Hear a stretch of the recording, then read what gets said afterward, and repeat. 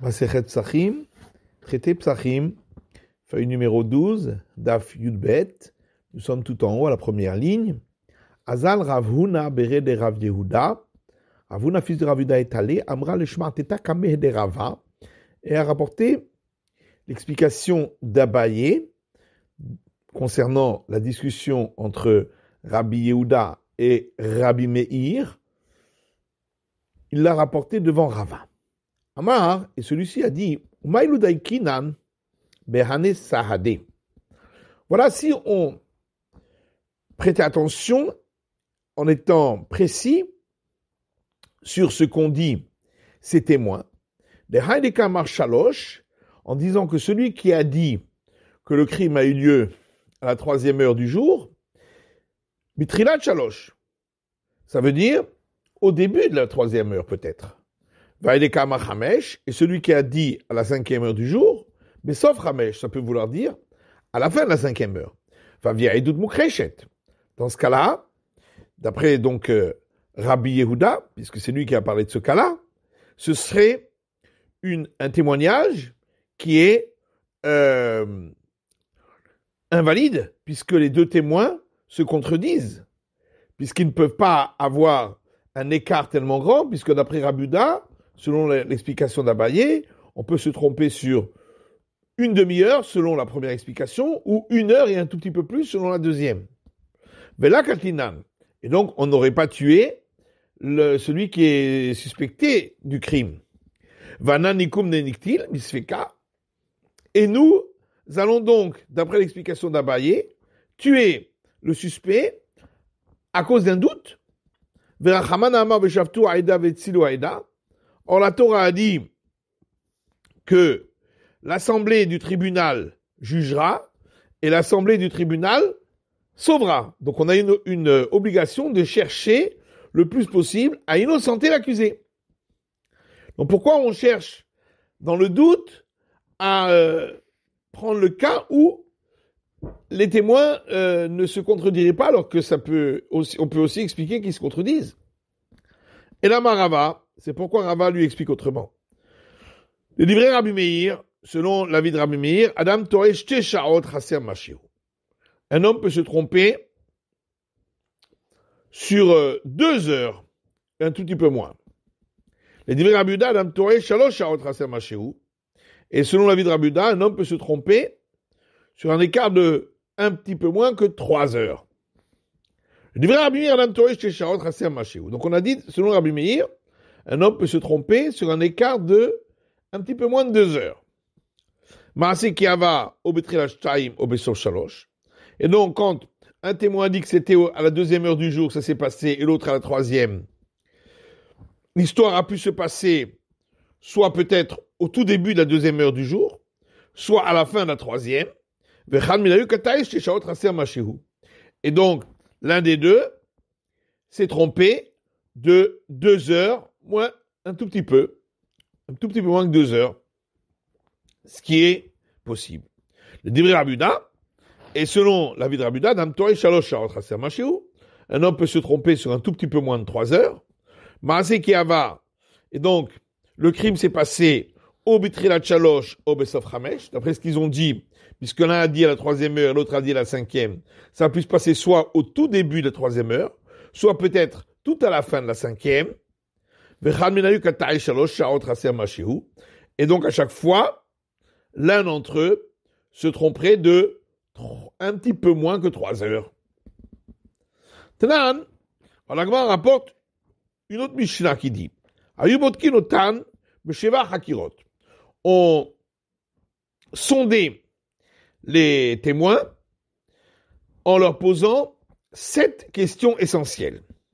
Bezo Shavua, quel cycle de cette année s'est passé le crime? Bezu Shana, quelle année de ce cycle? Bezu Chodesh, quel mois de cette année-là? Bekama Bachodesh, le combienième jour du mois? Bezu Yom, quel jour de la semaine? Bezu Sha'a, à quelle heure du jour? Bezu Makom, et à quel endroit? Utnan, et la Mishnah poursuit en disant Ma ben chakirot libdikot. Quelle est la différence entre cette question essentielle et les autres questions qu'on pourrait poser? Chakirot, amar echad mehem eni yodea. Pour les 7 questions essentielles qu'on a vues, si l'un des 2 témoins dit « je ne sais pas », le témoignage est invalide. Bédikot, par contre, pour les autres questions qui ne sont pas essentielles, même si les 2 témoins disent « nous ne savons pas », leur témoignage est valable. Et on a posé là-dessus une question.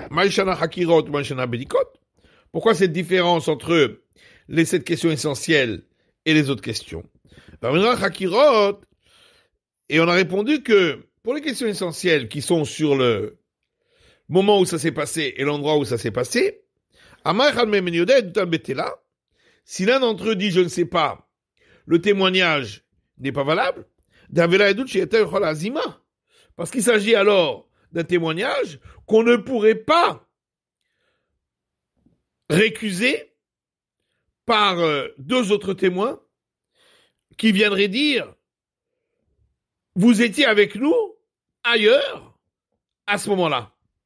Puisqu'on ne sait pas, puisqu'il a répondu « Je ne sais pas », donc on ne sait pas exactement à quel moment ça a eu lieu ou à quel endroit ça a eu lieu. Par contre, pour les autres questions qui portent sur d'autres points, même s'ils répondent « Je ne sais pas », le témoignage pourrait être récusé en argumentant par d'autres témoins, vous étiez avec nous à ce moment-là, ailleurs. Maintenant, si on dit que des témoins peuvent se tromper concernant le moment où ça a eu lieu sur un tel écart, comme on vient de dire auparavant,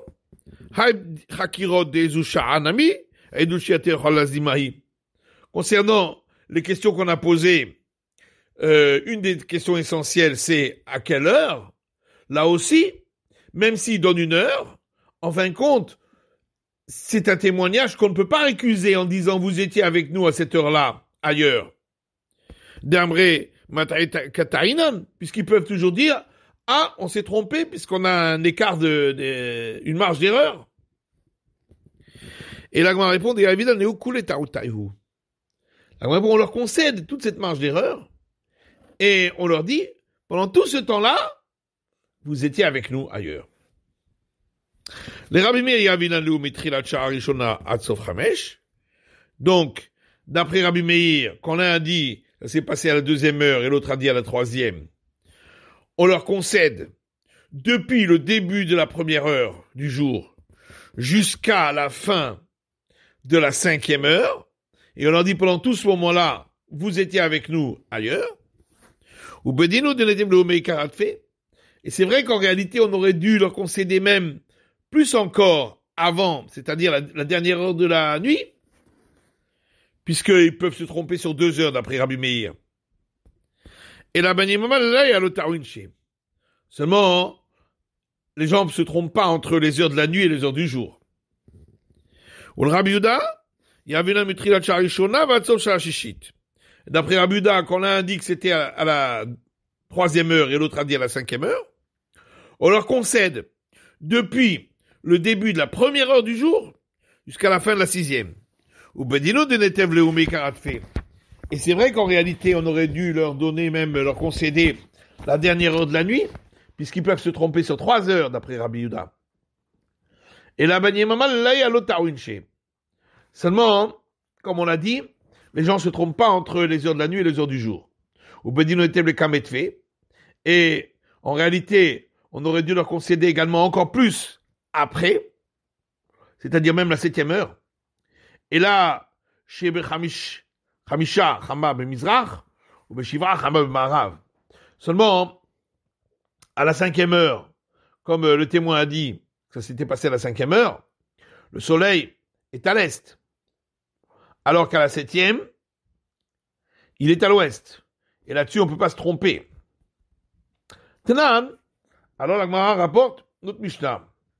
Rabbi Meir Omer, Ochin kol chamesh, Sophie mitrilat shesh. Rabbi Meir dit, on mange le Hametz pendant toute la 5e heure, et on le brûle au début de la 6e. Rabbi Omer ochin kol arba, vetolin kol Hametz, sofim mitchilat shesh. Et Rabbi Uda dit, on mange le Hametz toute la 4e heure, on le laisse en suspens la 5e, et on le brûle au début de la 6e. Là-bas, il y a l'Ibed Rabbi Meir, d'Amaran Adam Torah Velo Kloum. Maintenant, d'après Abaye, selon l'avis de Rabbi Meir, donc un homme ne se trompe pas du tout.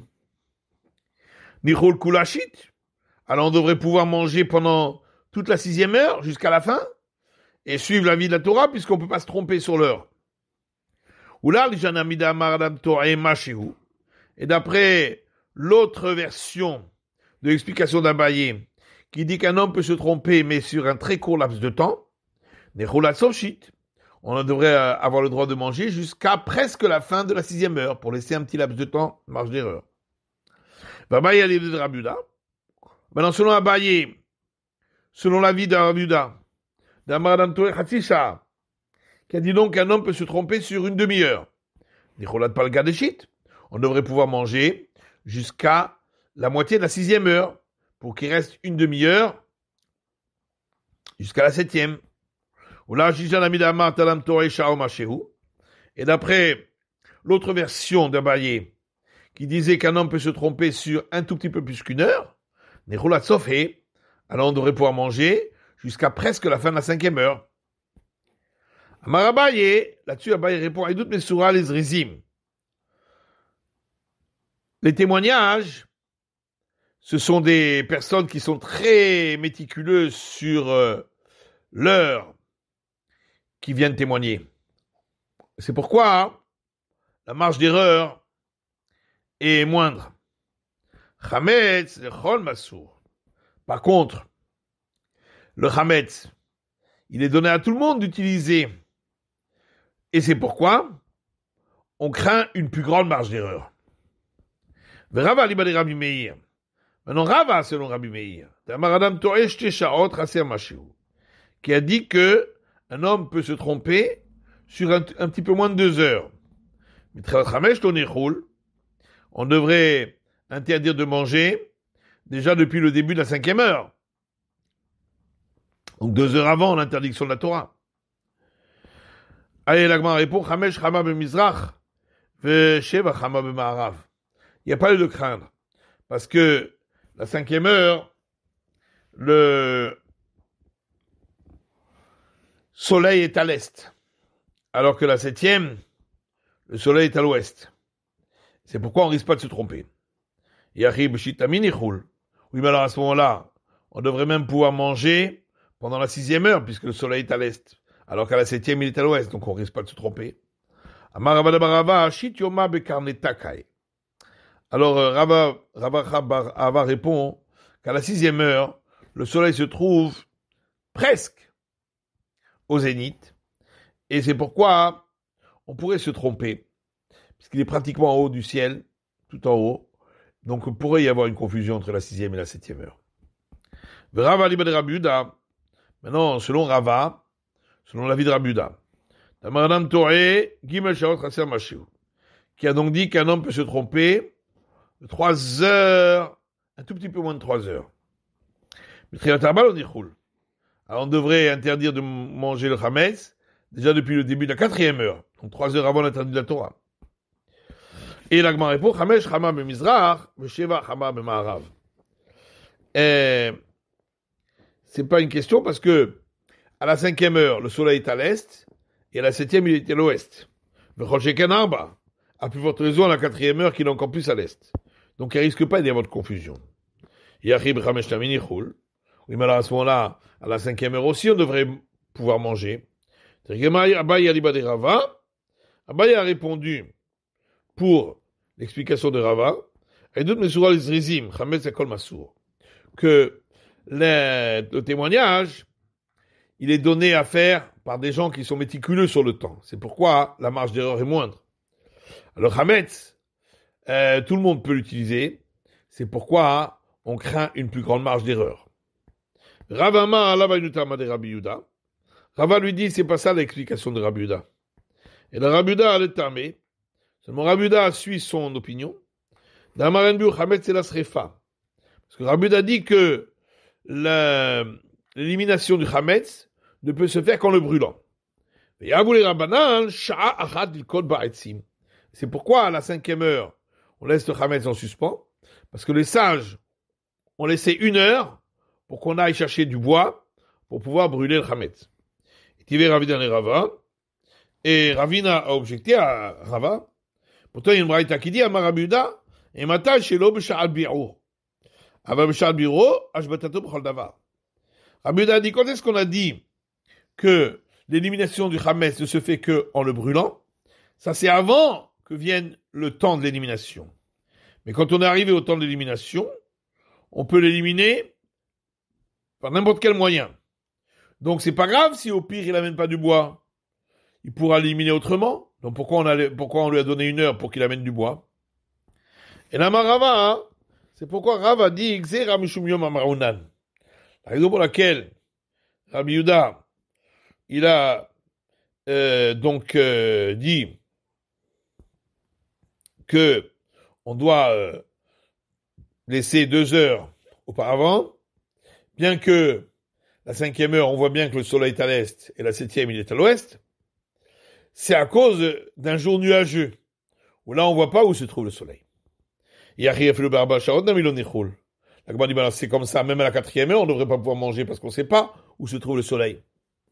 Papa répond, la 4e heure, c'est le moment du repas pour tous. Et donc, on sait exactement quand c'est la 4e heure. Tanoura Banan, il y a une braïta qui dit, Sharishona ma'achal ludim.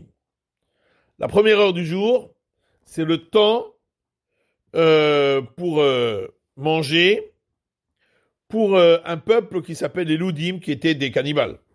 Shniya ma'achal listin. La 2e heure, c'est le temps où mangent les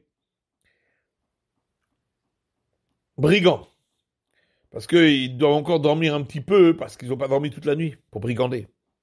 Shishit ma'achal yorshin. 3e heure, c'est l'heure où on mange les héritiers, parce qu'ils vont pas travailler. Revi'it machal po'alim. La 4e heure, c'est l'heure où mangent les employés, parce qu'ils travaillent d'abord. Chamishit machal tamidei chachamim. La 5e heure, c'est l'heure où mangent les disciples des sages, parce qu'ils veulent manger tard pour pouvoir mieux étudier avant, plus de temps avant. Shishit machal kol adam.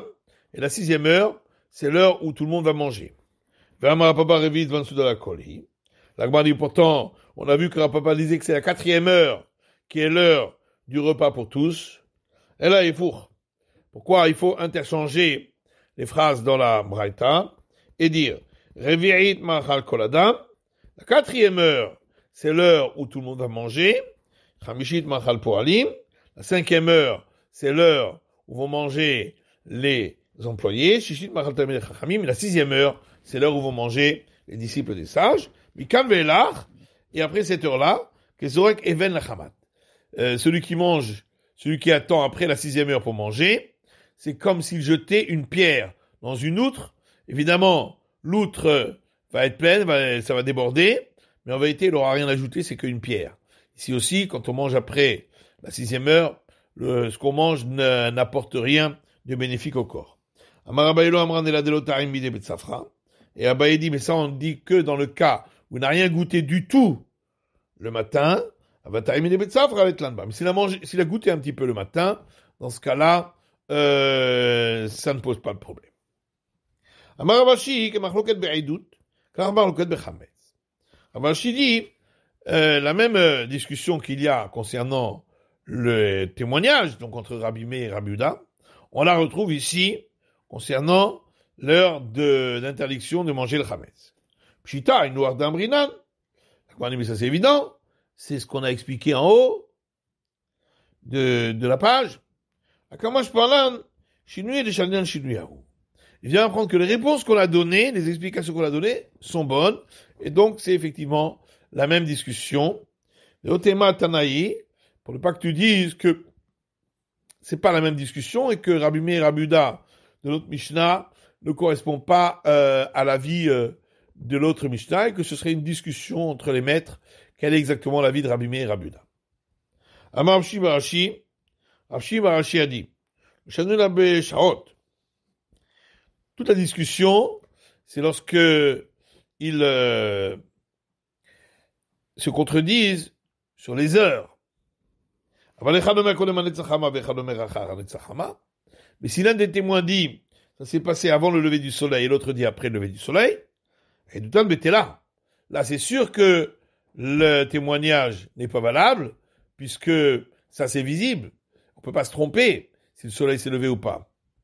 Pshita, la Gmanim, ça c'est évident. Et là, seulement ce qu'on veut dire ici, c'est que si l'un dit, ça a eu lieu avant le lever du soleil, et l'autre dit, ça a eu lieu pendant le lever du soleil, le témoignage n'est pas valable. Hanamim Pshita, la Gmanim, ça aussi c'est évident, puisqu'on voit bien que le soleil s'est levé, si le soleil s'est levé ou pas. Ils ne peuvent pas se tromper là-dessus. Seulement, j'aurais pu croire qu'en réalité, les deux veulent dire la même chose. Et ce qu'il a dit, l'un des deux, que c'était pendant le lever du soleil, c'est parce qu'il se trouvait dans un endroit bien découvert. Et ce qu'il a vu, ce n'était pas le lever du soleil, c'était simplement une clarté très forte. Il a cru que c'était le lever du soleil. Comme je parle, c'est pourquoi on vient m'apprendre que non.